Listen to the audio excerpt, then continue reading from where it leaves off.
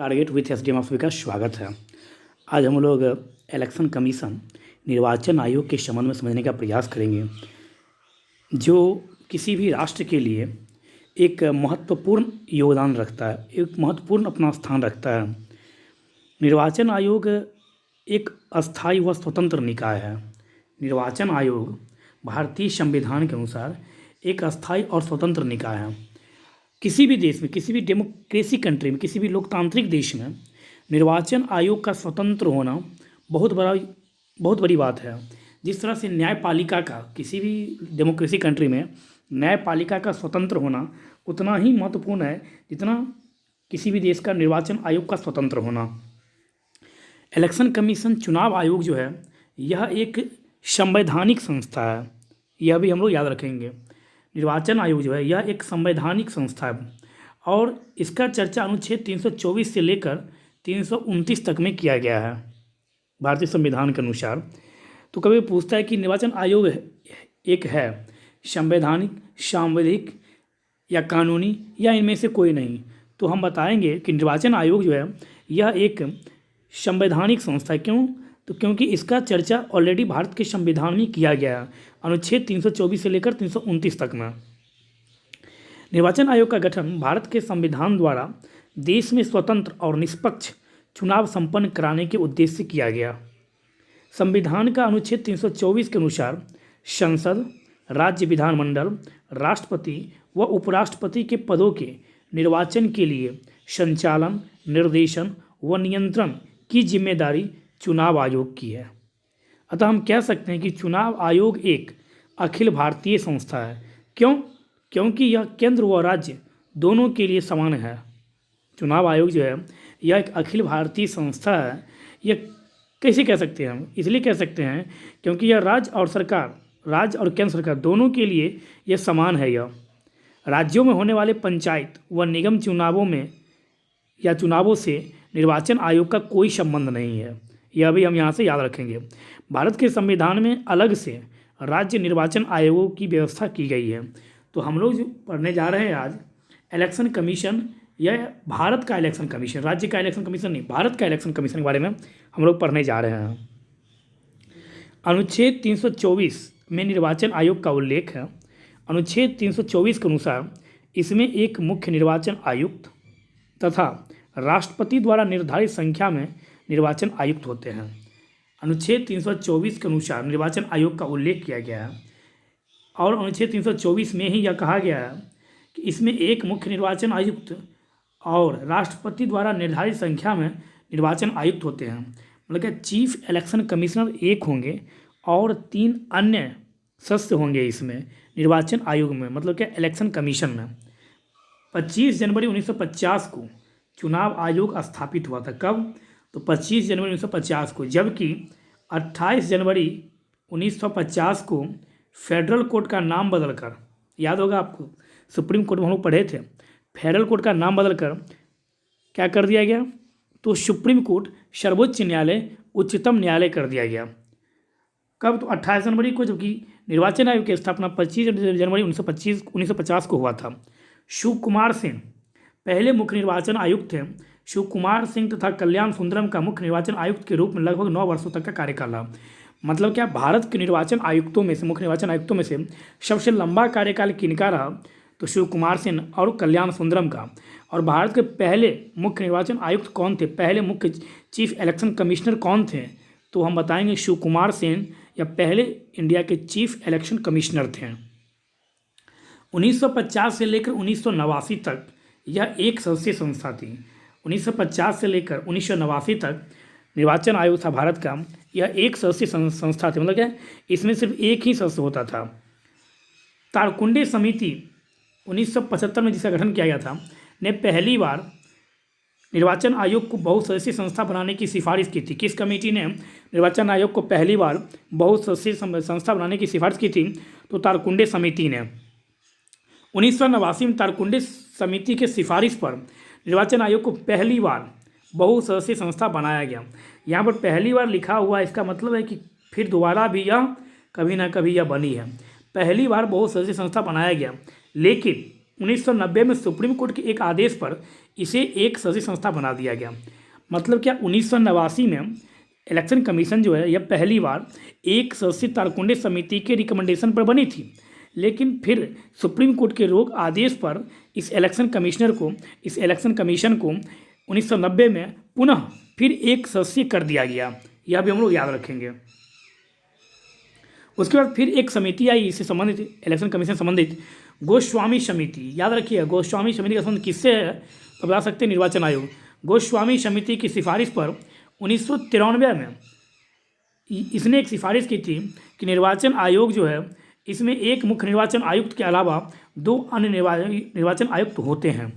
मतलब क्या गोस्वामी समिति के सिफारिश पर रिकमेंडेशन पर इलेक्शन कमीशन को त्रिसदस्यीय बनाया गया। यह भी हम कह सकते हैं। अभी तक जिस दिन से इलेक्शन कमीशन का स्थापना हुआ 25 जनवरी 1950 और आज 2021 तक इलेक्शन कमीशन में एकमात्र महिला जो चीफ इलेक्शन कमिश्नर बनी है।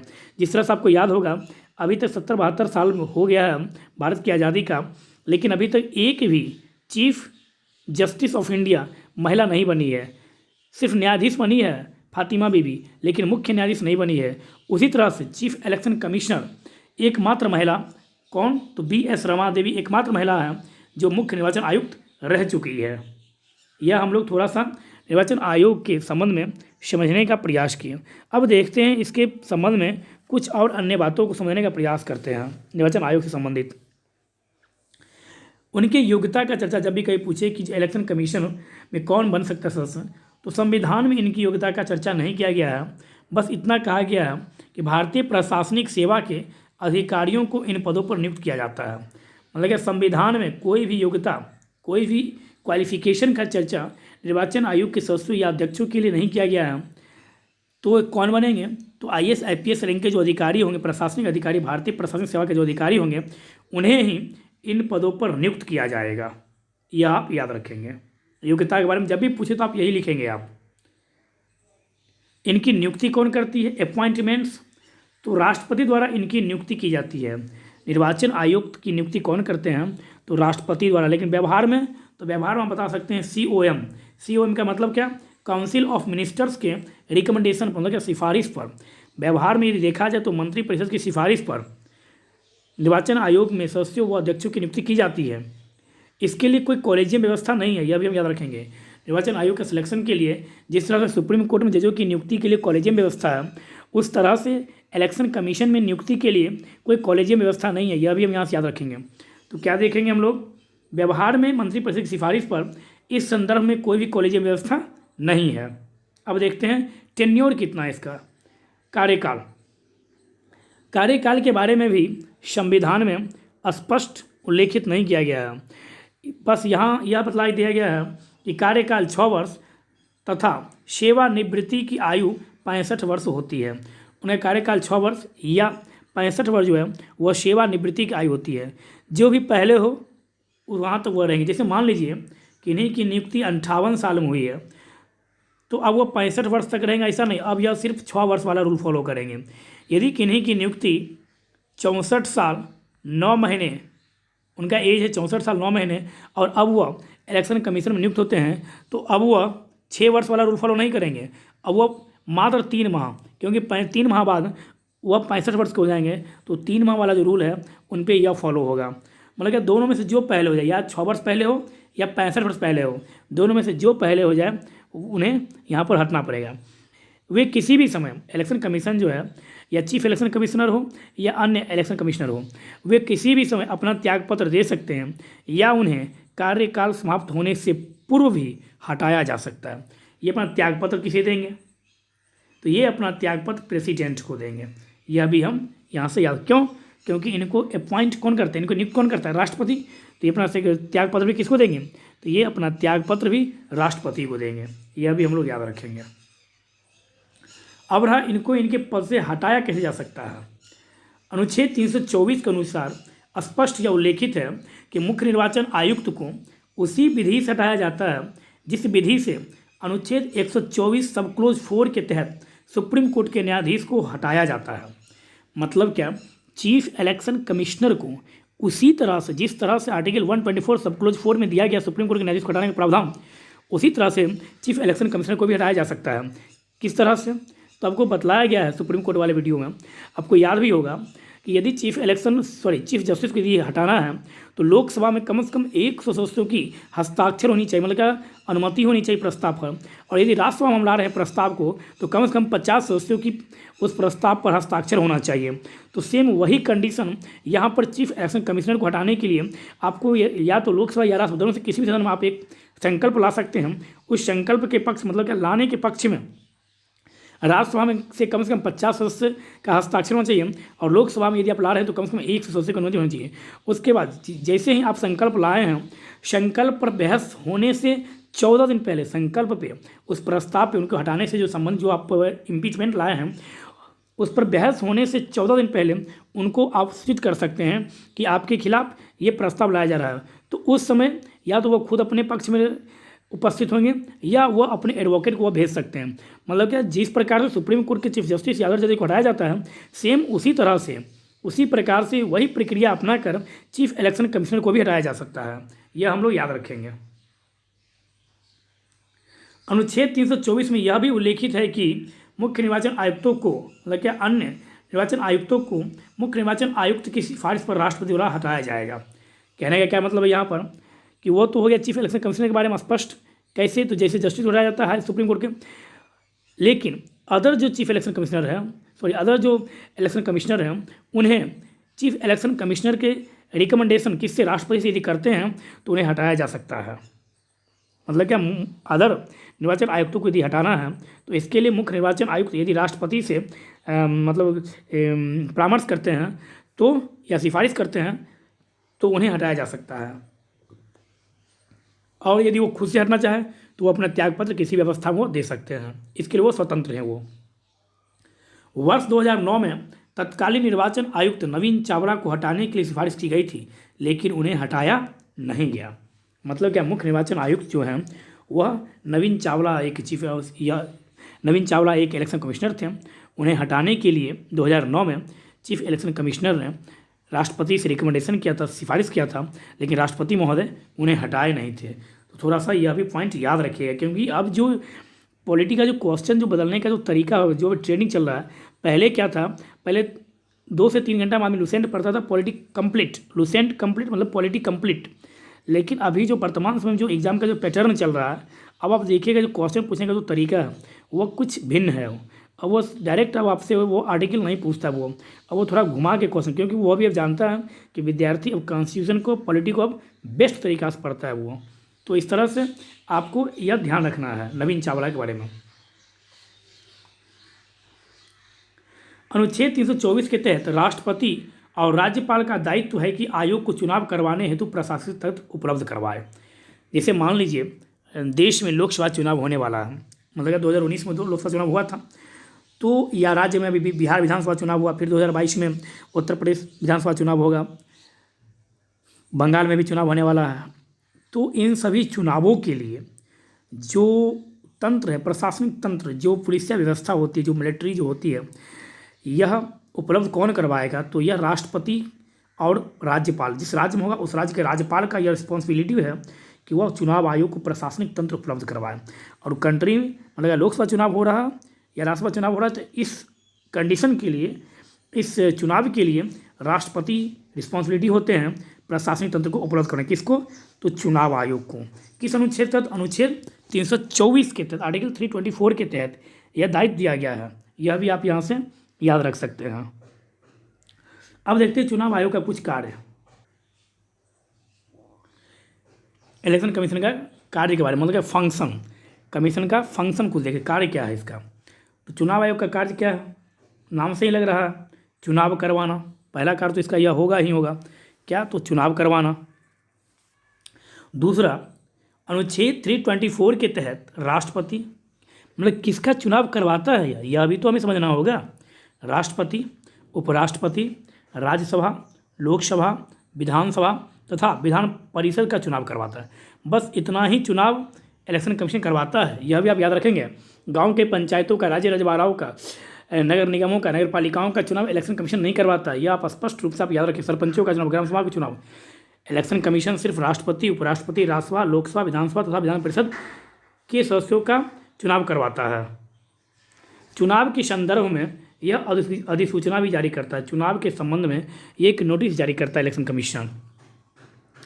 आदर्श आचार संहिता को लागू करवाना। चुनाव आयोग का यह काम है कि वह चुनाव से पहले, चुनाव के वक्त आदर्श आचार संहिता कब लागू करवाता है। 1971 में पहली बार यह संहिता बनाई गई थी। आदर्श आचार संहिता कब बनाई गई थी? तो 1971 में यह पहली बार बनाई गई थी। इसका उल्लंघन होने पर आयोग उम्मीदवारी खारिज कर सकता है। किसकी उम्मीदवारी? एग्जामिनर का नहीं। जो इलेक्शन में जो कैंडिडेट खड़े हुए हैं, यदि वह हनन करते हैं, आचार संहिता का यदि वो उल्लंघन करते हैं, तो उनकी उम्मीदवारी जो है वो रद्द की जा सकती है। उनका चुनाव लड़ने पर रोक लगाया जा सकता है। अथवा जिस दल से, या कोई दल ऐसा है जो आचार संहिता का जो लगातार उल्लंघन कर रही है, तो उस दल की जो राजनीतिक मान्यता है, उस मान्यता को भी चुनाव आयोग स्वतंत्र है, उसे भी रद्द कर सकती है, समाप्त कर सकती है।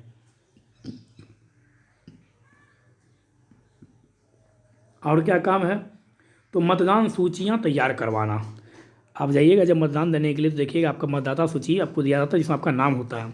तो यह कार्य भी इलेक्शन कमीशन का है, मतदान सूची तैयार करवाना।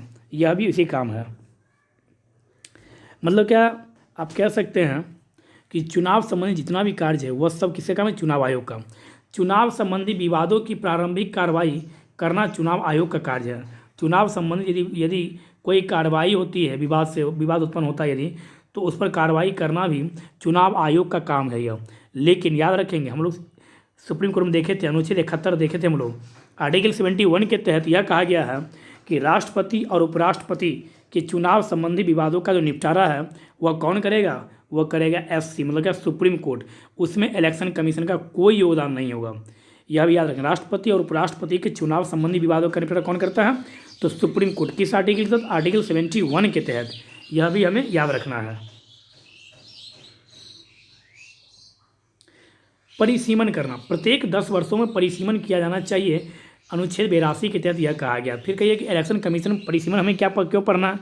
देखिए इससे संबंधित है यहाँ पर।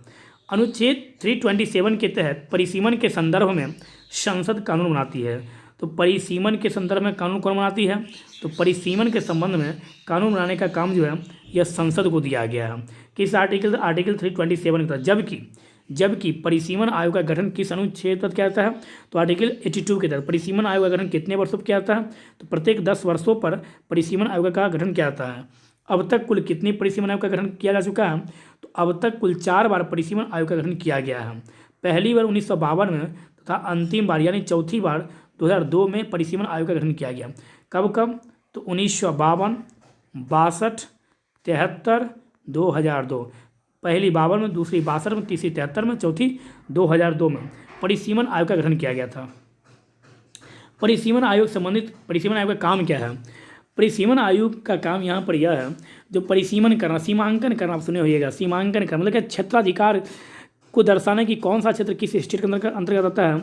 और एक नक्शा को, जैसे भी भारत का भी नया नक्शा तैयार हुआ है, इसमें लद्दाख को भी अब स्पष्ट रूप से दिखाया जाता है। पहले जम्मू एंड कश्मीर में ही लद्दाख को दिखाया जाता था, लेकिन अब भारत का जो नया नक्शा आया है उसमें लद्दाख को अलग कर दिया गया है, कश्मीर को अलग, क्योंकि दोनों अब अलग अलग एक राज्य के रूप में जाने जाते हैं। एक केंद्र शासित एक राज्य के रूप में दोनों जाने जाते हैं। तो एक तरह इसका क्या हुआ? इसका सीमांकन किया गया। मतलब क्या? एक सीमा का अंकन किया गया। मतलब क्या? सीमा को एक तरह से निर्धारित किया गया कि यहाँ तक का सीमा कश्मीर है, यहाँ से सीमा फिर किसका शुरू होता है? तो लद्दाख का शुरू होता है। तो यही काम है परिसीमन आयोग का। प्रत्येक 10 वर्ष जनगणना होने के बाद सीमांकन किया जाता है, जिससे यह पता चले कि बिहार के क्षेत्राधिकार में, या यूपी क्षेत्राधिकार में, या मध्य प्रदेश क्षेत्राधिकार में कितना क्षेत्र आता है, और कहाँ तक इसका प्रदेश है, और कहाँ तक मतलब कितनी जनसंख्या में इसकी वृद्धि हुई है। इन सभी डाटाओं को एक तरह से यह निर्धारित करता है, जिसके आधार पर विधानसभा लोकसभा क्षेत्र का बंटवारा, विधानसभा लोकसभा क्षेत्र का मतलब सीटों का निर्धारण यह किया जाता है। जस्टिस कुलदीप सिंह चौथे परिसीमन आयोग के अध्यक्ष हैं और मुख्य निर्वाचन आयुक्त इस आयोग के पदेन सदस्य होते हैं। हमें यह यहाँ से समझना था, बस इतना समझने के लिए हमें यह पूरा पढ़ना पड़ा। मतलब क्या? परिसीमन आयोग का पदेन सदस्य कौन होता है?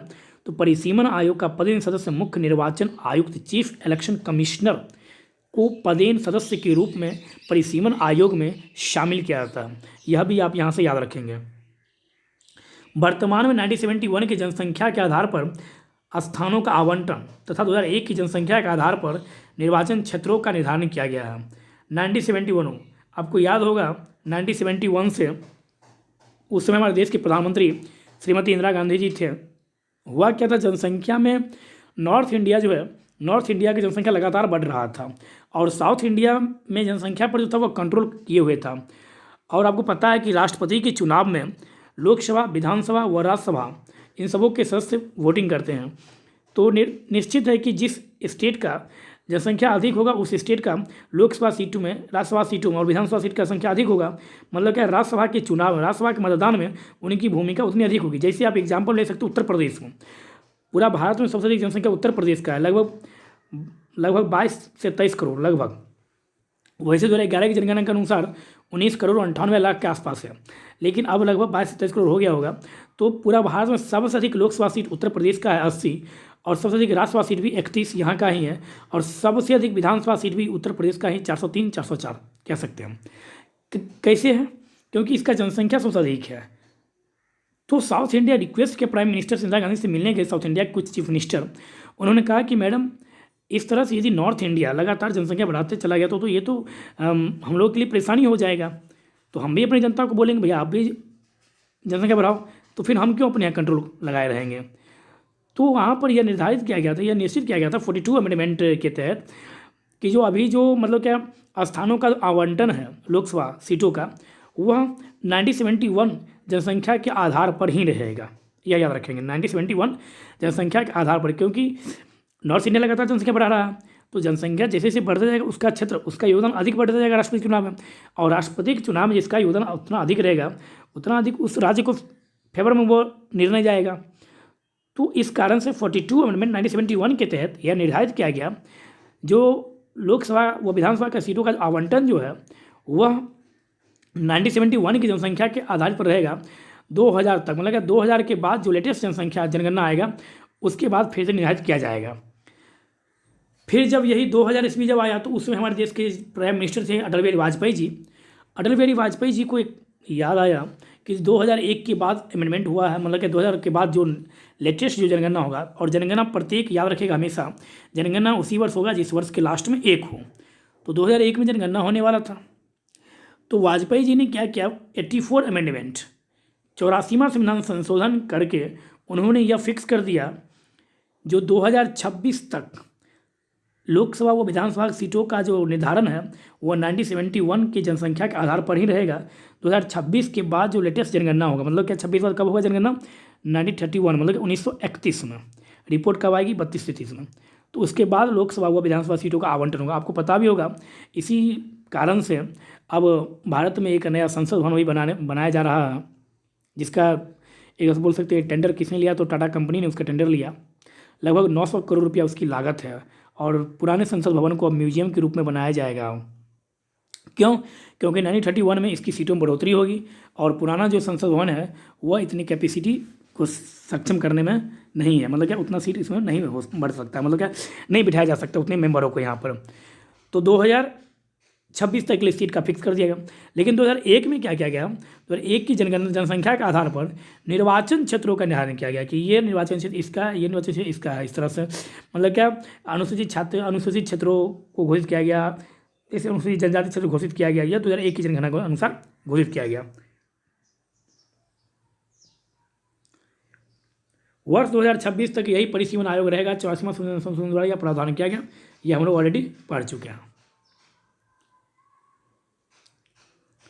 अनुच्छेद 329 के तहत परिसीमन को किसी भी न्यायालय में चुनौती नहीं दी जा सकती। मतलब क्या परिसीमन आयोग के द्वारा जो रिपोर्ट पेश की जाती है उसे लेकर कोई भी किसी भी न्यायालय, मतलब क्या यहाँ पर सुप्रीम कोर्ट तक को दे दिया गया है कि सुप्रीम कोर्ट तक में भी इसकी सुनवाई नहीं हो सकती परिसीमन आयोग की रिपोर्ट पर।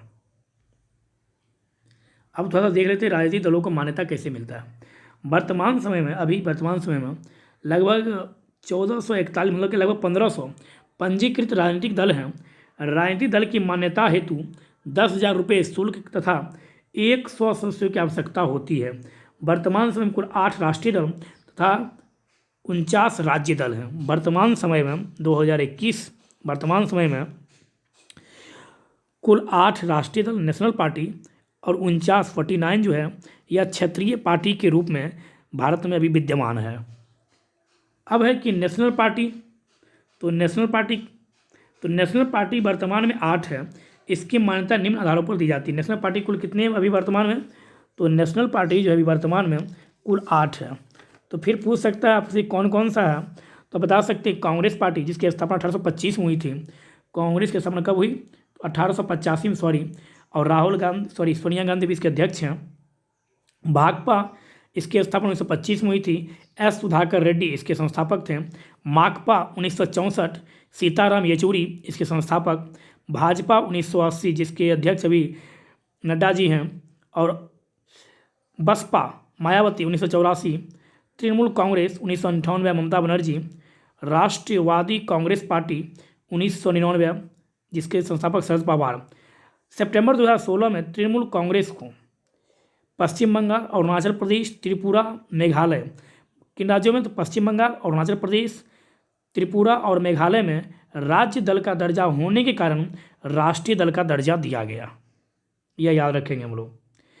तो राष्ट्रवादी तृणमूल कांग्रेस को यह अभी हाल ही में राष्ट्रवादी नेशनल पार्टी का दर्जा दिया गया।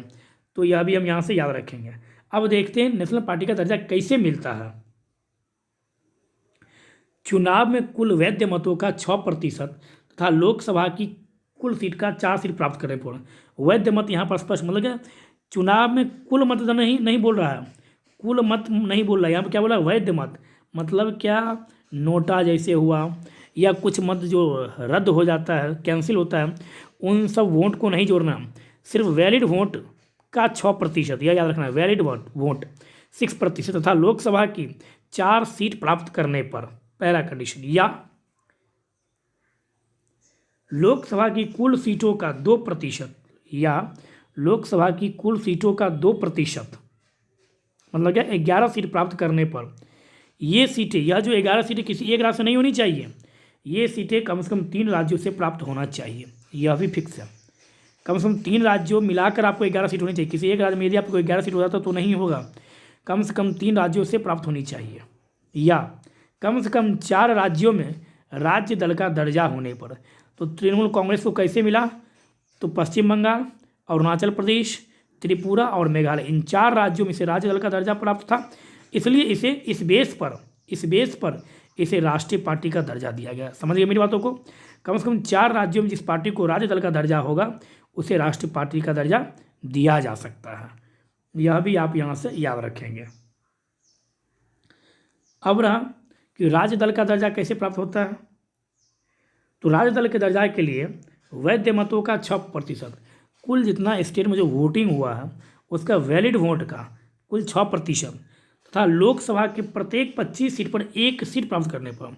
लोकसभा जैसे माने 545 सीटें, 543, तो 25 सीटों पर 1 सीट आपकी पार्टी को होना चाहिए। प्रत्येक 25 सीट पर 1 सीट यदि आप प्राप्त करते हैं तो भी आपको राज्य दल का दर्जा दिया जा सकता है। दूसरा कंडीशन क्या है?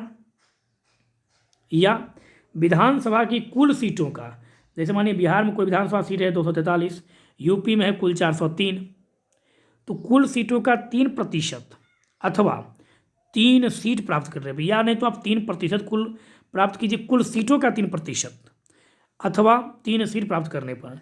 इनमें से जो भी अधिक हो, दोनों में से जो अधिक हो, या चुनाव में वैलिड मतों का 8% प्राप्त करने पर। किस चुनाव में? तो VS के चुनाव में। और यहाँ किस चुनाव में? लोकसभा के चुनाव में। दोनों अंतर है। यहाँ लोकसभा चुनाव में कम से कम वैध मतों का 6%, और यहाँ विधानसभा के चुनाव में वैध मतों वैलिड वोटों का कितना प्रतिशत?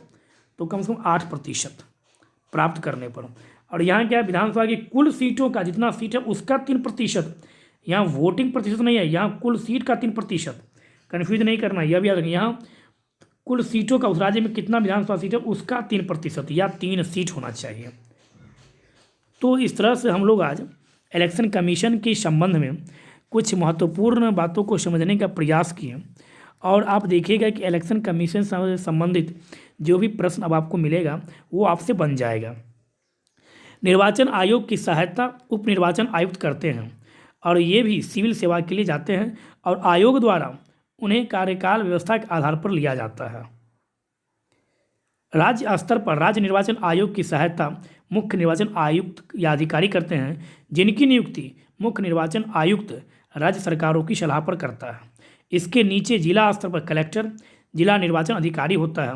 वह जिले में प्रत्येक निर्वाचन क्षेत्र के लिए निर्वाचन अधिकारी व प्रत्येक मतदान केंद्र के लिए एक पीठासीन अधिकारी नियुक्त करता है। कलेक्टर यह सब काम करता है, यह भी आप यहाँ से याद रखेंगे। भारत का चुनाव आयोग श्रेष्ठता का एक संस्थान बनना चाहता है। ऐसा वह भारत तथा विश्व में सक्रिय क्रियाशीलता, भागीदारी तथा चुनावी लोकतंत्र को गहराई और मजबूती प्रदान करके कर रहा है। मतलब क्या भारत का चुनाव आयोग है वह विश्व में एक श्रेष्ठ संस्था के रूप में उभरना चाह रहा है और ऐसा वह कर भी रहा है। भारत का चुनाव आयोग जो है वह स्वतंत्रता, स्वायत्तता तथा अखंडता को बनाए रखता है। यह भी यहाँ पर एक बहुत बड़ी विशेषता है भारत के चुनाव आयोग की। अभी तक पूरी दुनिया में एकमात्र इलेक्शन कमीशन है इंडिया का जिस पर अभी तक कोई उंगली नहीं उठाया, सही उंगली। वैसे तो विपक्षी पार्टी हमेशा कहते रहते हैं ईवीएम सेटिंग है, ईवीएम में ये है वो है, लेकिन कोई अभी तक सेटिस्फाई नहीं कर पाए उस ईवीएम को कि यस इस ईवीएम में खराबी है और इस ईवीएम से सिर्फ बीजेपी को ही वोट जा रहा है, इस ईवीएम से सिर्फ कांग्रेस को ही वोट जा रहा है। तो यह सब अफवाहें हैं, इन अफवाहों पर ध्यान नहीं देना है। तो आज हम लोग इलेक्शन कमीशन के बारे में समझने का प्रयास किए। हम उम्मीद करते हैं कि आप लोगों को यह वीडियो अच्छा लगा। तो आप लोग अधिक से अधिक अपने दोस्तों के बीच जिस भी कंपटीशन की तैयारी कर रहे हैं उन्हें आप यह वीडियो शेयर कीजिए। अच्छा लगे तो लाइक कीजिए, कमेंट कीजिए। धन्यवाद।